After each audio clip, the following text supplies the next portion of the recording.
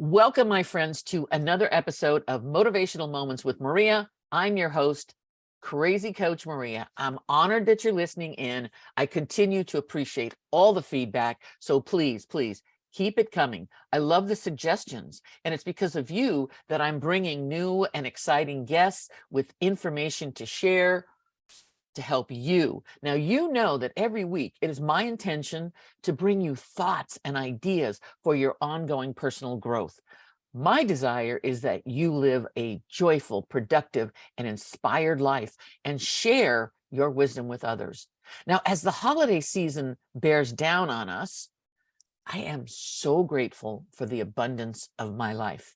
However, the holiday season is not a happy time for everyone. In my opinion, the holiday season actually kicks off during Thanksgiving, followed by the dreaded time change. The days get shorter and we experience less and less daylight. And so what happens with some of us, as the days get shorter and festivities are continuing for everyone else, others, including business owners, begin to feel a sort of sadness, some anger and depression begins to surface. Now, I know for me, Thanksgiving is a very, very reflective month. And sometimes I get a little emotional this time of year. And I hope you will indulge me.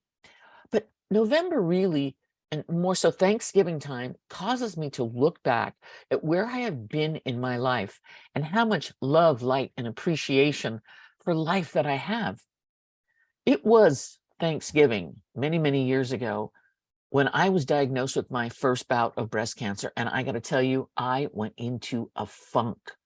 I was experiencing what many experience during this seasonal time of year, and it's called seasonal affective disorder. And I call it now, I've coined it with holiday affective disorder because it seems to happen every holiday. So what I've done today is I've invited my colleague, PeritaAdams, to join us today for a conversation on this subject. So let me tell you a little bit about Perita. PeritaAdams is a certified Christian life and business coach. She's a 3-time best-selling author. She holds a degree in international business and organizational communications. Now, she studied abroad, did missionary work in Africa, Brazil, Canada, China, Ecuador, and many other countries.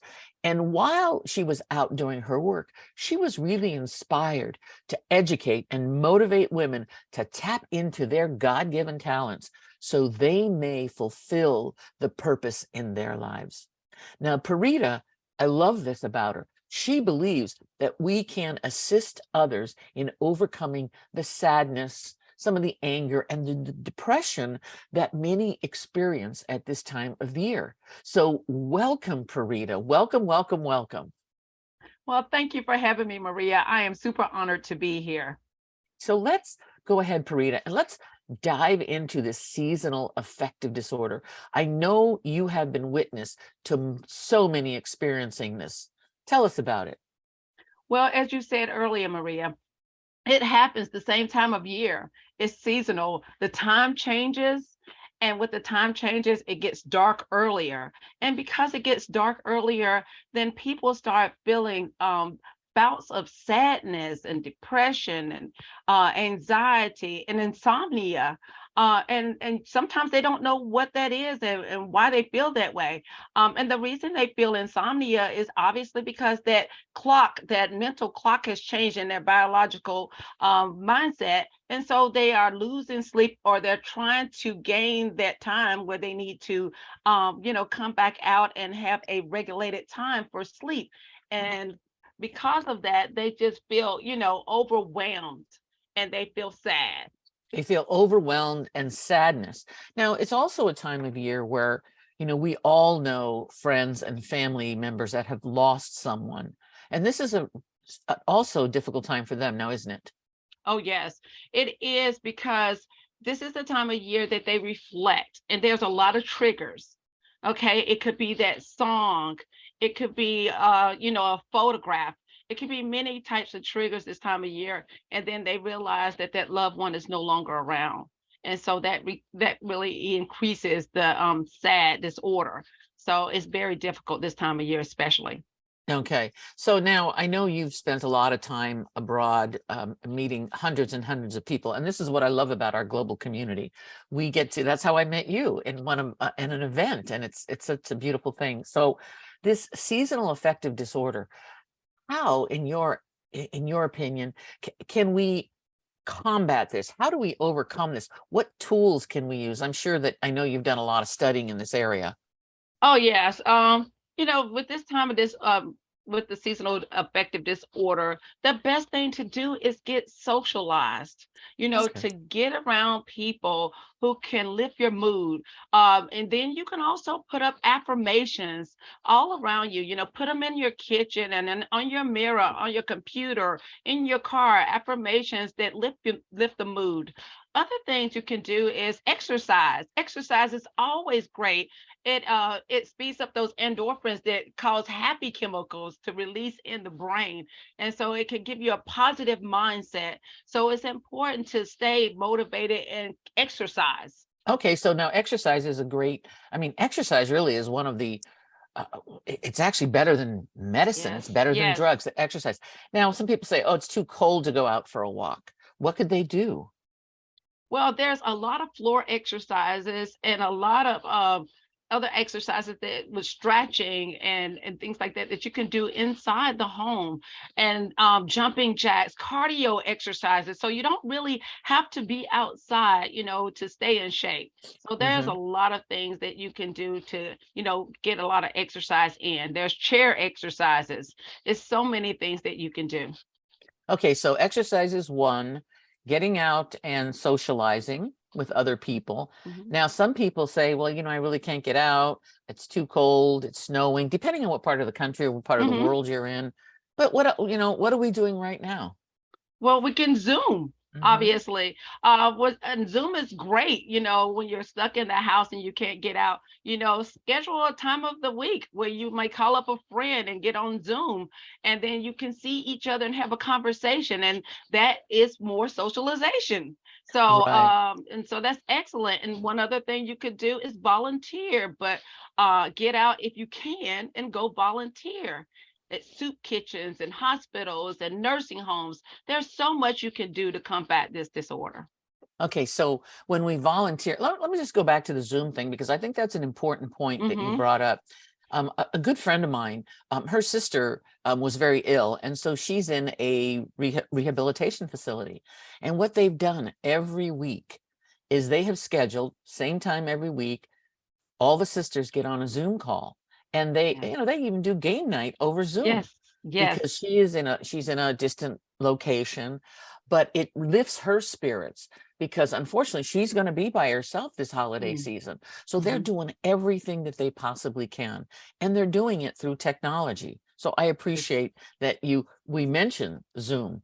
Now let's talk about volunteering. Great. Yeah, Let's well, talk about volunteering. this time of year, there's a lot of people in the nursing facilities that won't have the opportunity to go home, and they would love companionship. So, and likewise, there are people in the hospitals that will be in the hospital during the holiday season. So it would be a great time to volunteer and get out there and get into the hospitals and lift up the moods of some of the people who are stuck in the hospital. And likewise, I know my elderly people love to have people come and visit them in the nursing home if they can't get out, which is Mhm. wonderful. They have Christmas parties and they love seeing people and making new friends. So it's an excellent time to do it. Okay, and so what it also does is, so say I'm suffering a little bit from this depression a little bit from this Yes, seasonal disorder, and so what that does, it takes the attention away from me and absolutely. puts it on someone else, Yes. right? Yes, And it that does. makes so much difference. Yes, It, it does. it's so much better. So what else could we do? What else could we do to keep our Well, minds moving? Yeah, another thing that you could do is you could go out and have family game night. Schedule a family game night where you just do it once a week and have a game and a pizza. And then that's still a form of socializing and it's lots of fun and the family looks forward to it. So that's another great way to Good. have some socialization if you Yeah. can't get out in this time of year. Okay. And then there's something that I know that a member of my family loves to do is she's a big jigsaw puzzle fan. Oh, yes. Now, why are jigsaw puzzles so impactful? Yeah, because you are exercising your mind. And so when you exercise your mind, you take your mind off of those things those dark thoughts because you can't get out, or Hmm. those thoughts of, being lonely because you're focused on a task. And so that's excellent to do, just like journaling. Journaling is purging. So this is a good time of year to journal and purge those dark thoughts out, get them out and on paper, and then move forward with your life. So those things are something that you can do alone if you have to, without anyone. But it is mindfulness and getting that stuff out and purging and exercising the mind.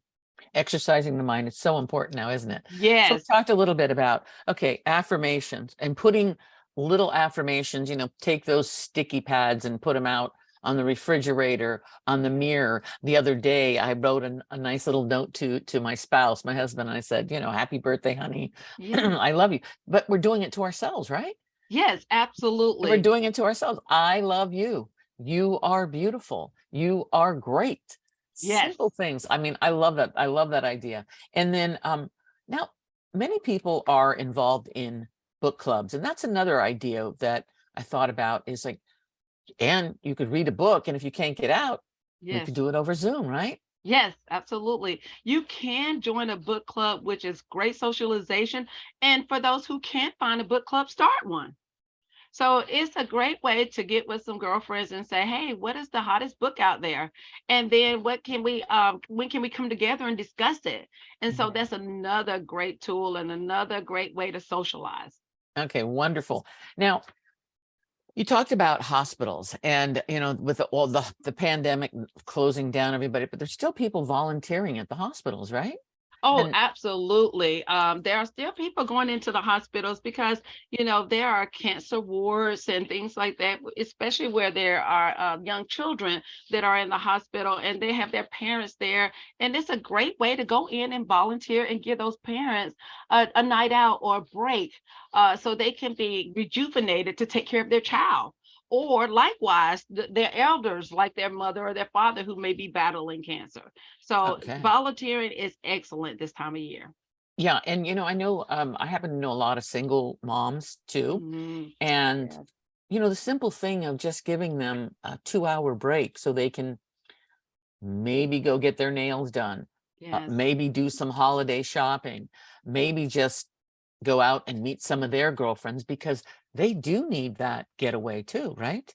Oh, absolutely. And it's a time of year, like I said, that they battle being alone or lonely. So, anytime that they can get out and get with their girlfriends and have a great time is excellent. So, if there's the opportunities for you to help a single mother, by all means do so. In fact, if you're cooking for the holidays, I always say make an extra pie and drop it off or make an extra plate and take it to a senior who's nearby or a neighbor, somebody who can benefit from it, and then they will feel inclusive. So those are great ways to do it, as far as socialization for this time of year. Superb. That's absolutely just spot on. Now, I know we talked about what you can do individually, but you also mentioned that because I know you're a business coach Yes. and that businesses experience a little bit of this seasonal affective disorder as well. So how do they overcome? Well, the thing that they can do is to realize this is still a good time of year to socialize, to get out and socialize. There's a lot of holiday parties, a lot of drop-ins and stuff. So networking is huge this time of year. So, if you're experiencing a lack of, meeting your revenue goals, Well, don't dwell on it. Get out there and remain social. Get out there and network, because that can change the game for you next year. So also another thing you can do is start your goal setting for 2023, quarter one. Start making a list of those goals and prioritize them, and start with the top three. So it's a Mhm. lot of things that the small business owners or business owners in general can do in order to combat this time of year where they feel anxiety or stress from not meeting those revenue goals that they wanted to. Yeah, that's an interesting discussion that you bring up, because businesses, I do coach a lot of businesses Yes. as well. And so one of the things that we do is we go through kind of a goal setting workshop. But Hmm. one of the things that I always remind people to do is to take this time and look back at the 5 major achievements that you're most proud of Yes. and celebrate those. It's like, okay, celebrate those and then start looking to the future. Because what happens is businesses, like, oh, we're always on the go, we're running, running, Yes. running. What's next? Where am I going to, Hmm. make another sale? Always on go, go, go. And I say, stop, reflect, Hmm. give yourself some grace, take some Yes. time to honor yourself for what you have accomplished. Absolutely. What Absolutely. take a look at that. What have you accomplished? And now let's look at, where am I going for the future? Yes. And what do I want to accomplish? And Yes. then set the intention, for the business. Now, these are Yes. all great ideas. Not only is this goal setting workshop great for businesses, but it's also for individuals. Yes. Absolutely. Absolutely. It's really good that you say that, you tell them to pause and then reflect back on the way things went for the year and then proceed. The great thing about it, they get to analyze what worked and what didn't, and capitalize on what's working, add value to that and proceed forward. So I'm glad that you mentioned that. Yeah. And then one of the things I love to do also is I always ask them. So once you set your goals, Yes. you've got your 1 year goals for 2023, and you ask yourself this: when I achieve the goals, how am I going to celebrate? Because we don't do enough celebration. We don't. We don't do enough celebration. So for businesses and for people, honor yourself for what you've done. Give yourself Yes. some grace. It, it Yes. it it is really a great time of year It to really is. to reflect on everything that we have in our lives. Now, Yes. Parita, what else would you like to share with us today about how we can combat this, or your words of wisdom, or anything that you'd like to share with our group today? Because you've got some great ideas. Well, I like to say one affirmation that I really like, and that is this: I am more than a conqueror. This Oh, you can conquer. This you can win at. Okay. This too shall pass. And when I say we're more than conquerors, that means we don't just fight, we win. we win. And you Okay, can give me win. that affirmation again. I love that. I'm going to write this down. I am more than a conqueror, meaning I am not just a conqueror. I am more than that. That And is beautiful. and that is it's exactly who we are. And we can and will get through this. This is a happy time of year. And just recognizing some of the things that we can do to combat it and make it better is even a great eye opener. And then the other thing I want to say is this: um, tell someone, tell someone how you feel, and that doesn't mean that you're weak. That means you're strong. That means Mhm. you recognize that something is going on and you're taking your power back. And so letting someone else know puts them on the lookout and makes it okay for them to come and help out. And so that means that you're going to grow from this and you're going to have some help in that process. So tell someone. Wonderful. That's a great idea. So, Parita, is there anything else you'd like to share with us about seasonal affective disorder that you haven't shared already, and some of the things that we can do to offset that? Well, there are so many things to do, and I'm glad that I have been able to shed some light on just a few. And I know this is eye-opening, and this is something so helpful for so many who battle it. But you can check my website at PeritaAdams.com, And there you'll find a list of additional things that you can do, or you can also check my business website at thegenesisbeginning.com and also find a list there.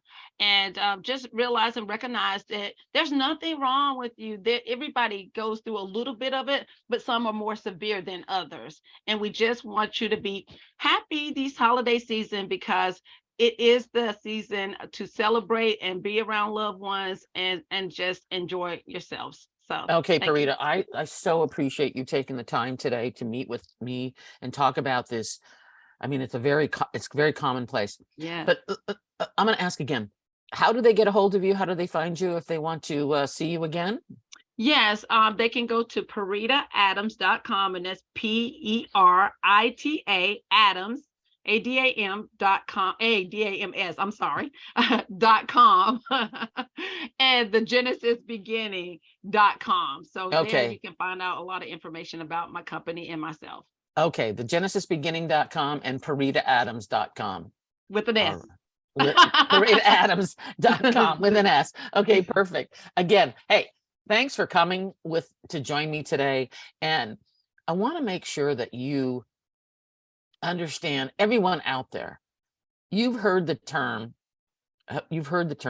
have an attitude of gratitude. And I just want to take this a step further and not only have an attitude of gratitude, my friends, but also an attitude of appreciation. Sometimes we don't say it often enough. I truly appreciate you. It's Thanksgiving week, my friends. So this week, more than ever, don't just count your blessings, share them with everyone. Share your blessings of love. There is so much goodness out in the world. One only needs to be a little more aware of what you truly have already. So this Thanksgiving, when you sit down at the table, share a moment of appreciation and savor. I mean, really savor. Savor the moment as you look into the eyes of your loved ones. Then savor each bite of food and know that it was made with love. Really taste it and appreciate. Appreciate, appreciate, appreciate. My friends, during this Thanksgiving week, may your blessings be mighty. May your food be hearty. May your heart fill with love and gratitude. And remember, the most important thing is your life attitude. So I hope you received some value in today's episode, and I would love it if you would just share this podcast with 2 or 3 of your friends.